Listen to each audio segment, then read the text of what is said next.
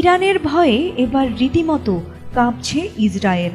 শিগগিরই বোধহয় পতন ঘটতে চলেছে অহংকারী ইসরায়েলের। নিজেদের সামরিক শক্তিধর ভাবা দেশটি যেন অস্তিত্ব টিকিয়ে রাখতে হিমশিম খাচ্ছে।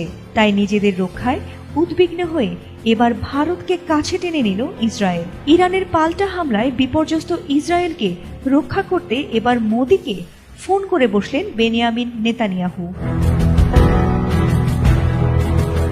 এমনটি জানিয়েছেন ভারতের প্রধানমন্ত্রী নরেন্দ্র মোদী। তিনি বলেন, ইসরায়েলি প্রধানমন্ত্রী বেনিয়ামিন নেতানিয়াহুর কাছ থেকে তিনি একটি ফোন পেয়েছেন। তিনি আরও বলেন, ইসরায়েলের প্রধানমন্ত্রী নেতানিয়াহু আমাকে ফোনে সর্বশেষ পরিস্থিতি সম্পর্কে অবহিত করেছেন।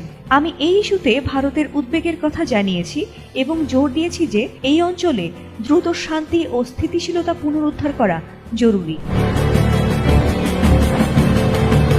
ইসরায়েলের প্রধানমন্ত্রীর কার্যালয় এক পোস্টে জানায়, প্রধানমন্ত্রী নেতানিয়াহু গত রাত থেকে বেশ কয়েকজন বিশিষ্ট